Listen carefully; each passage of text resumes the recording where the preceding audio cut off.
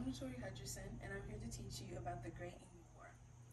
The history of unusual wars is very vast, ranging from the War of the Pig, which was an actual war over an actual pig between Britain and the US, and to the Pastry War, which was an actual war about a Frenchman demanding reparations because of his pastries. This war, however, is the Great Emu War, and it sounds exactly like what it was.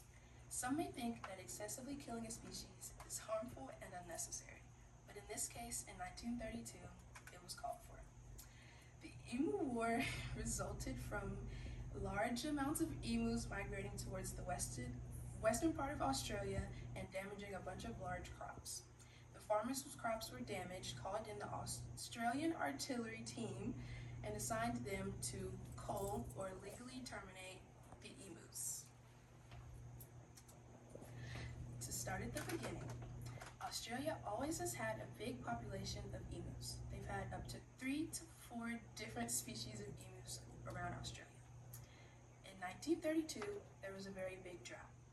So, because of this drought, there was an even bigger population of emus migrating towards the western part of Australia looking for food and water. While looking for this food and water, they damaged a bunch of crops that belonged to World War I veterans who were given the land as some kind of settlement. But because they were new to farming, they were frustrated because their crops weren't growing as fast as normal farmers do, but they were also frustrated because all their crops had been destroyed by these big emus. So, after a while of trying to take matters into their own hands, they called upon the government to ask for help. Now, the government thought the task would be easy, that killing 20,000 emus with machine guns seems like a piece of cake. But you can't always have your cake and eat it too. 3 members from the Australian artillery team were assigned this mission, and in November of 1932, they came with 10,000 rounds of ammunition to kill over 20,000 emus. On the 2nd of November in 1932, they hadn't even killed 50 emus yet. They were seen to have been difficult targets to them and were known to run in zigzags to avoid the machine guns. After 3 days, there were only 30 emus dead, and the members had tried up to a bunch of other attempts at killing the emus, such as hiding behind bushes, or catching them off guard, or even driving in their trucks to catch them as they're running, but none of them were working.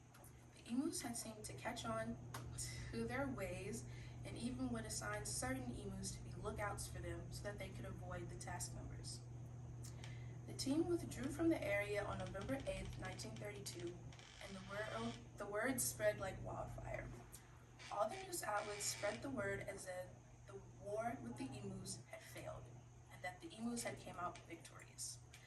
The war was also seen as controversial, and that the artillery members halted the emus' migration. Now, because of this, and afterwards they had gotten the numbers of how many emus they had actually killed, the artillery had went back into the western part of Australia to try and kill some more. Now, ultimately, there were only around 10,000 left, so they didn't really do that much of a good job at killing off all the emus. So, ultimately, the emus won the Great Emu